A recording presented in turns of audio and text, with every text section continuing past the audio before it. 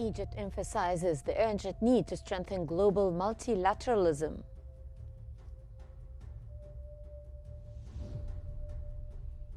Israeli military chief of staff declares that Israel will not cease operations in Gaza until Hamas is defeated.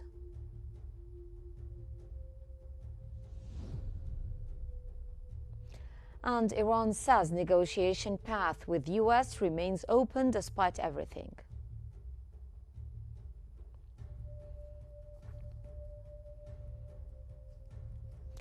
8 p.m. Cairo local time. You're watching the news here on Qnews with me, Hala Al-Hamalawi. Egypt's permanent representative to the UN ambassador Osama Abdel Khalek has emphasized the urgent need to strengthen global multilateralism. He called for strategic coherence and aligned funding mechanisms between the UN Security Council and the General Assembly.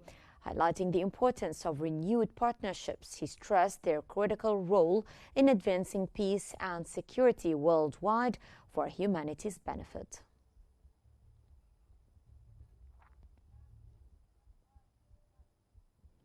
And now we move to the latest developments in Gaza.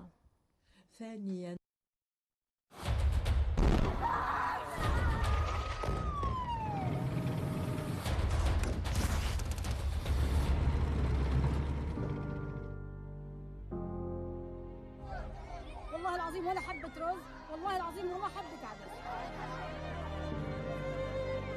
ما فيش أكل، ما فيش شرب، عندي بنت 2.5 صارت نص.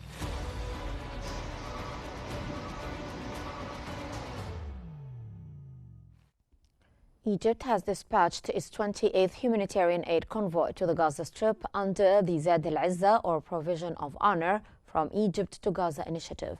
The convoy crossed the Rafah border on Tuesday morning and proceeded through the Kerem Abu Salim border crossing.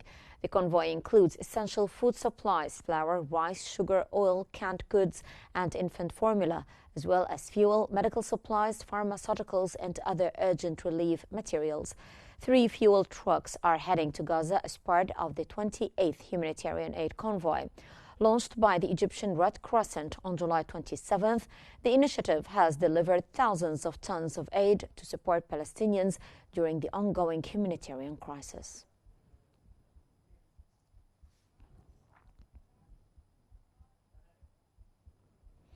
Egypt's Foreign Minister Badr Abdel Ati has stated that limiting veto power to 5 nations is outdated and democracy must prevail. Speaking at Slovenia's Bled Strategic Forum, he stressed the urgent need to revive global multilateralism, noting this cannot occur without UN Security Council reform.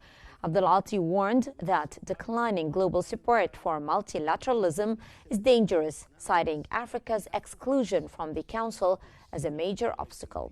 He condemned Western and international silence on Gaza, urging the world to reject genocide. Extremely important, because now we have different challenges. No single country, regardless of size. Jordanian Foreign Minister Ayman al-Safadi has declared that Israel has committed every form of war crime and violated all the principles of international law in Gaza.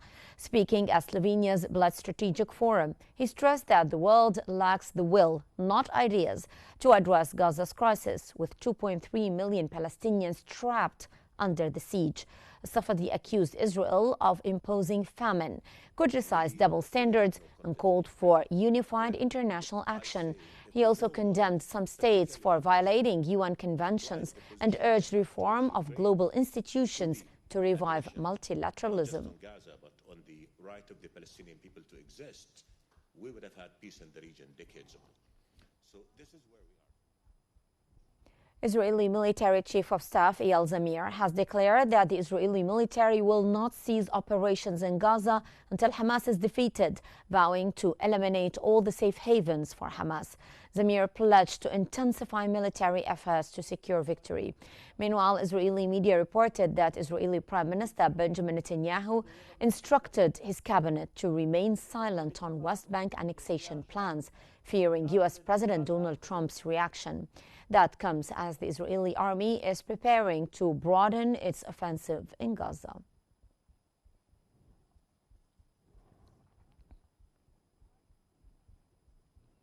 Qatar's foreign ministry has stated that Israel has yet to respond to the latest ceasefire proposal for Gaza. It warned that Israel's plan to occupy Gaza threatens everyone, including detainees. Qatar urged opening Gaza's crossings to allow more humanitarian aid and called on the international community to adopt a unified stance to stop Israel. It emphasized that waiting for peace talks is futile, while Israel refuses to pursue peace. The ministry highlighted clear regional and global opposition to Israel's actions. And for more analysis, we now move to Salma Al-Fiqi in our newsroom. To you, Salma. Thank you, Hela. And for further analysis, we are joined from Cairo today by the international relations expert, Dr. Houthis Al-Buqai. Welcome, sir, to Qnews. Sir, can you tell us how does the Israeli military's stated objective of defeating Hamas impact prospects for a ceasefire or peace negotiations in Gaza?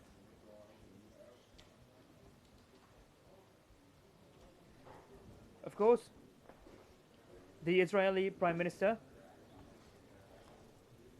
doesn't know more tricks. He wants to always sabotage the intermediaries' trials to put an end to this conflict. Netanyahu knows that the key military figures and other key military figures know that the goal to eliminate the Hamas completely and it will take years to achieve. So, of course, the first row and second row leaders were martyred by the hands of the Israeli army.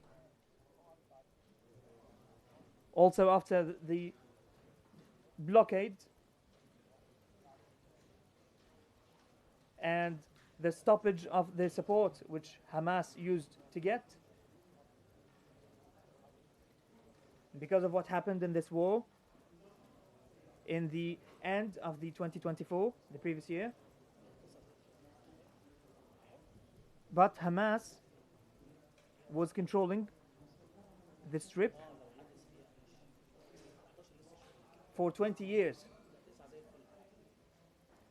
When they won the elections back in the day, so of course this stated objective is being stated to sabotage any trials done by the intermediaries to put an end or to try to push a ceasefire. Dr. Houthis, in what ways do you think could Israel's silence on the West Bank annexation plans reflect broader diplomatic calculations, particularly regarding relations with the U.S.?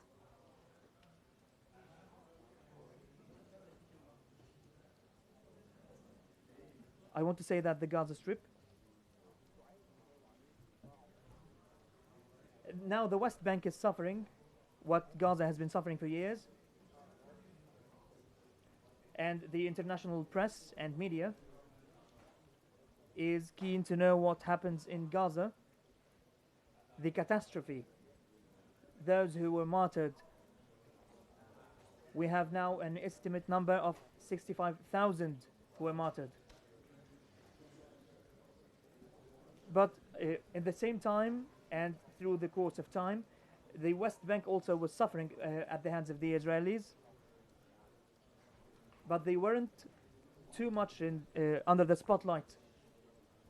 They want to, the Israelis want to forcefully displace them, the inhabitants of the West Bank, and push them further to cross the Jordan River.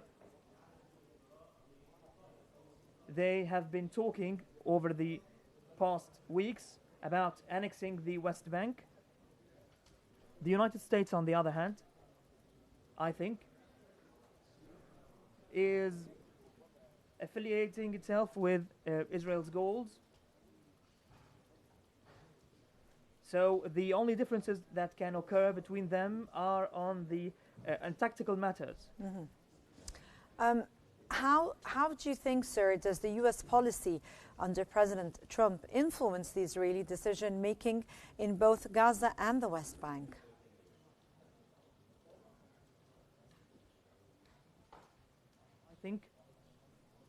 I presume it's the contrary. It's Netanyahu who have a great understanding of Trump. Also, the experts of international relations have stated on how the American resolution is now being issued under Trump's administration. So Netanyahu knows how to appeal to Trump to make him align more with Israel's goals and objectives on the ground. They have been direct through the course of this war. So I presume that the Israeli objectives became in time the American objectives. And still the United States is still unable to put a stop and put an end to the war and the ongoing conflict, as you can see. Yep. Sir, in what ways does the existing veto arrangement within the UN Security Council, as the Egyptian Prime Minister was saying that there should be reform, how does this current veto system now affect efforts to resolve conflicts and maintain global security, especially in sensitive areas like the Middle East?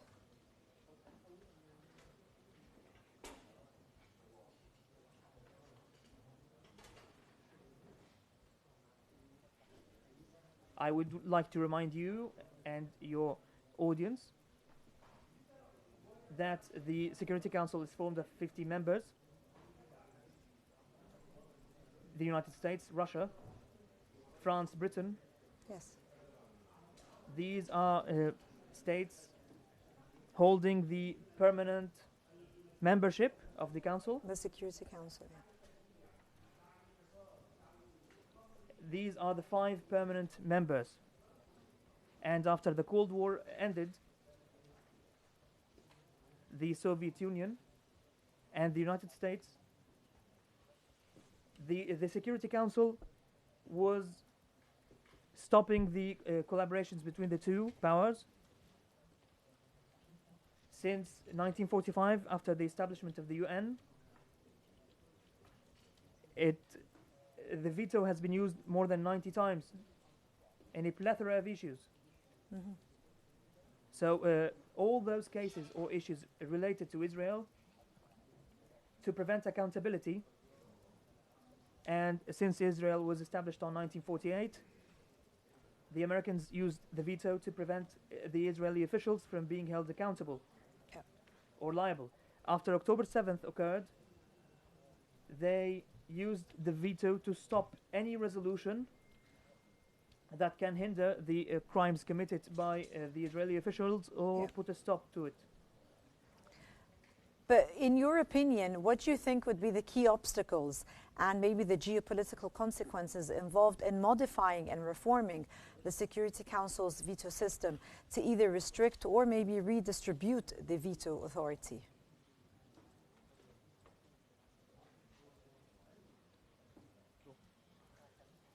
I was about to continue that because of these liabilities, it led to halt the capabilities of the Security Council in lots of the issues across the globe. There have been calls since the Soviet Union collapsed, and when we entered the unipolar era, there have been calls to reform the administrative system of the Security Council to further impose the principles of the UN. And I would like to remind you, Dr. Boutros Ghali, he was one of the contributors. He's the former UN Secretary General. Yep. And that was Dr. Houthis El-Buqai from Cairo, the international relations expert. Thank you so much, sir, for joining us here on Q News. And now we go back to Hela El-Hamalawi in our studio. Hela. Thank you so much, Salma. Resuming our bulletin, Palestinian Prime Minister Mohammed Mustafa has affirmed that Gaza is in an inseparable part of the Palestinian state and pledged to rebuild the region, restoring life and vitality. Mustafa stressed the necessity of pressuring Israel to cease its aggression against Gaza. Additionally, he condemned the Israeli occupation for undermining all the efforts towards achieving a two-state solution, emphasizing the urgent need for international action to support Palestinian rights and sovereignty.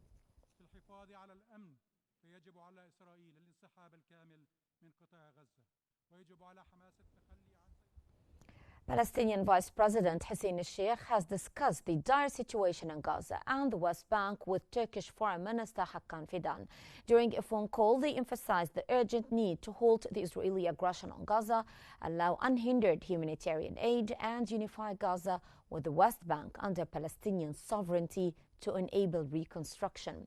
They also addressed visa restrictions on the Palestinian UN delegation and efforts to boost international recognition of Palestine ahead of the upcoming peace conference in New York on September the 22nd.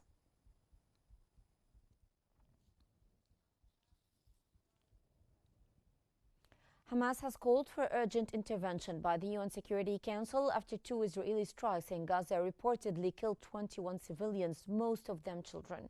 In a statement, the group said that an Israeli drone hit civilians queuing for water in Al-Mawasi near Khan Yunis, killing 11 people, including 7 children. A separate strike on a home in Gaza City's Daraj neighborhood killed 10 members of a family, mostly women and children. Hamas described the attacks as war crimes and accused Israel of committing brutal genocide, calling the U.S. a partner in what it labeled crime against humanity.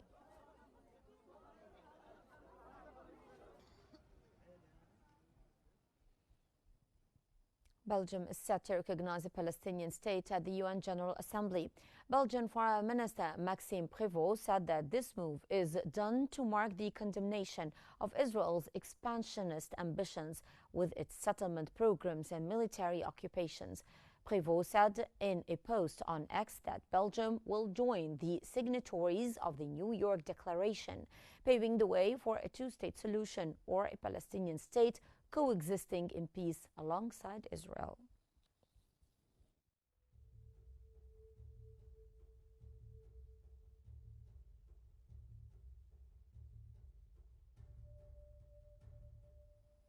Amid escalating Israeli military actions in the region, Yemen's Houthis have claimed responsibility for multiple drone attacks targeting key Israeli sites. They reported striking the Israeli General Staff Headquarters, Ben Gurion Airport, and Ashdod Port with 4 drones. Additionally, the Houthis attacked an Israeli ship in the northern Red Sea using 2 drones and a missile, and targeted the Israeli electricity company in Hadra on the Mediterranean coast with a drone strike. These retaliatory actions highlight the widening conflict and regional tensions.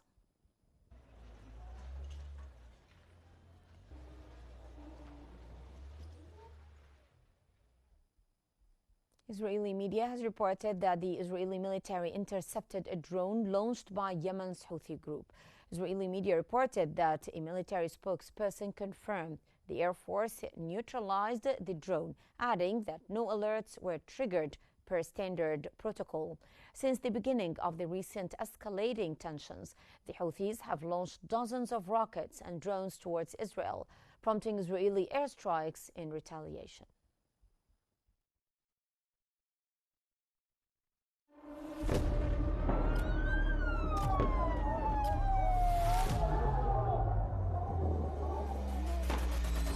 كل المستهدفين هن مدنيين. وضع شيء مرعب، شيء بخوف.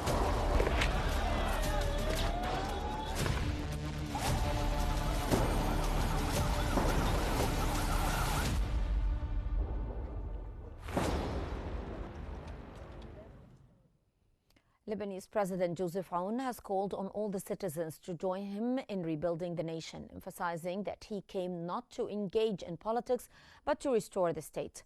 During receiving the new council of the Holy Spirit University of Kaslik of Ba'abda Palace, Aoun urged overcoming populism, chaos, and false slogans, focusing instead on protecting Lebanon and reconstructing its institutions. The Lebanese president acknowledged the people's suffering, but stressed the urgent opportunity to secure Lebanon's future through national solidarity, rejecting selfish sectarian interests.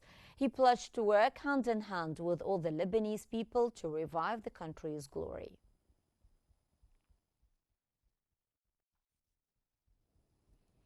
U.S. envoy Morgan Ortagus will join the head of U.S. Central Command on a visit to Lebanon later this week for security-focused meetings. According to Lebanese media, their discussions will be exclusively with Lebanese security officials, excluding political leaders. The visit aims to enhance coordination and address regional security challenges.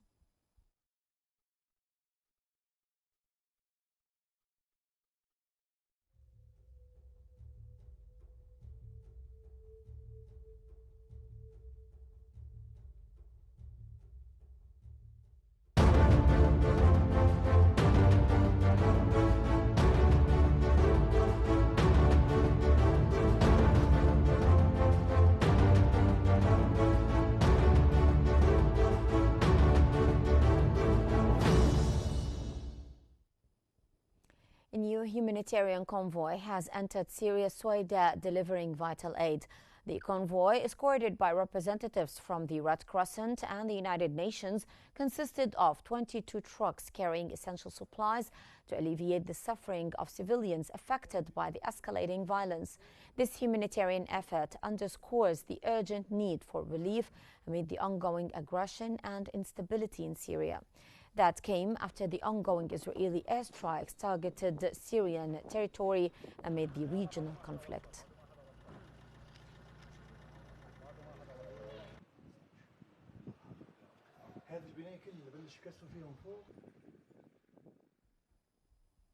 Syria has exported 600,000 barrels of heavy crude oil from Tartus, its first official oil export in 14 years. Once producing 380,000 barrels per day in 2010, Syria's oil industry was devastated by years of war and sanctions. The oil, sold to Serve Energy, was extracted from various fields. Recent U.S. sanctioned relief has enabled renewed oil exploration and port development deals.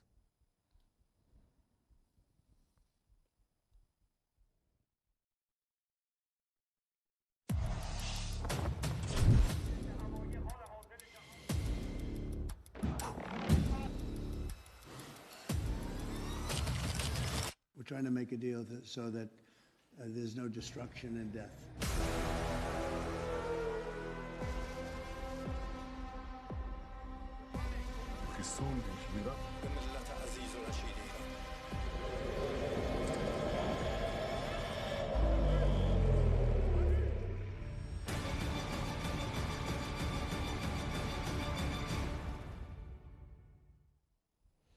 The Secretary of Iran's Supreme National Security Council has stated that the negotiation path with the United States remains open, despite Washington preparing to avoid talks on Tehran's nuclear program. He accused the U.S. of attempting to raise unachievable demands, such as imposing restrictions on Iran's missile program, complicating diplomatic efforts.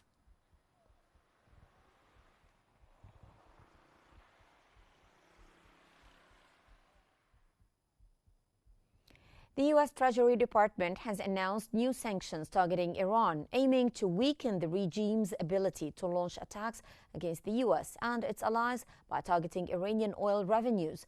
The U.S. Treasury Secretary emphasized ongoing efforts to block Tehran's persistent attempts to evade American sanctions, reinforcing the commitment to curtail Iran's aggressive activities and financial resources.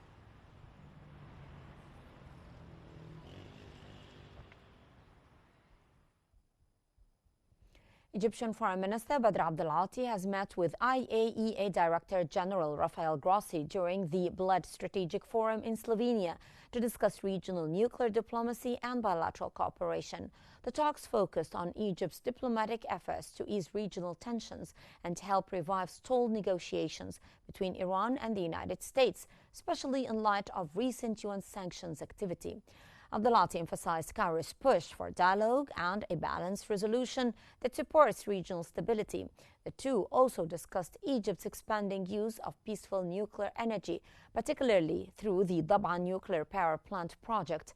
Abdelati underscored Egypt's commitment to working closely with the IAEA to uphold international standards in nuclear safety and security.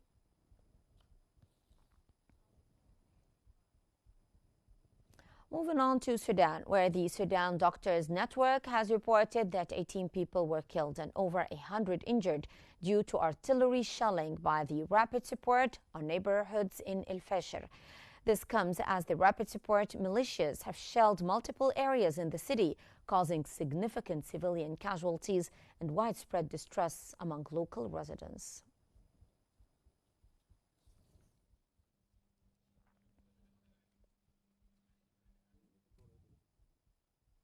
The African Union has urged Sudan to allow humanitarian aid access to victims of a devastating landslide in North Darfur, which killed over 1,000 people.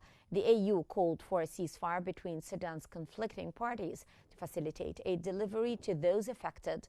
The landslide struck the Tirsin area in Jebel Merra in central Darfur, destroying an entire village and causing massive loss of life.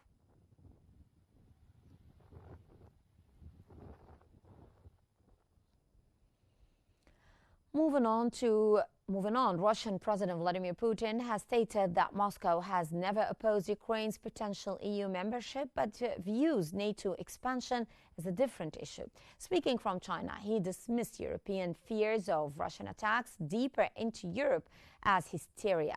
Putin claimed Russia's 2022 actions were reactions to Western and NATO attempts to dominate the post-Soviet space, threatening Russian security. He mentioned discussing Ukraine's security with U.S. President Donald Trump and expressed optimism about finding consensus to ensure security if the conflict ends.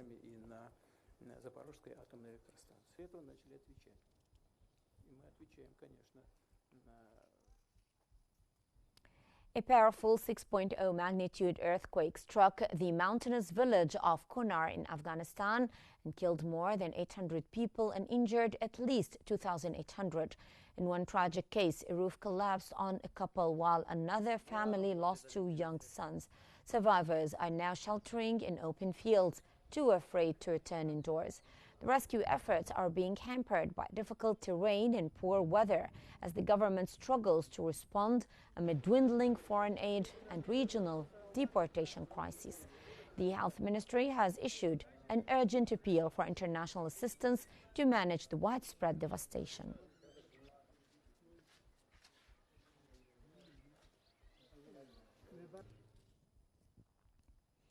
The world's smallest deer is inching closer to endangered status on Chile's southern Chiloé Island, threatened by a rising toll of car collisions and dog attacks, according to the veterinarians and conservationists. Dozens of Houthis have been reported killed or injured on the island this year, with most dying from their wounds. The Chiloé Sylvester Wildlife Center has treated 18, with half injured by dogs and a third hit by vehicles. According to government conservation report, there is no official count of the tiny, enigmatic deer, but the total population is estimated to be around 10,000, with a large number living in Chiloé Island. Local groups are calling for swift action. Proposals include road signs, speed bumps, and even a new poodle law to curb free roaming dogs in rural areas.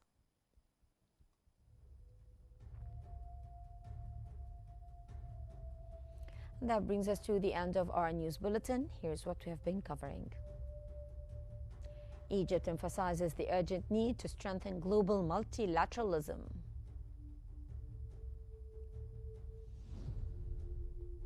Israeli military chief of staff declares Israel will not cease operations in Gaza until Hamas is defeated.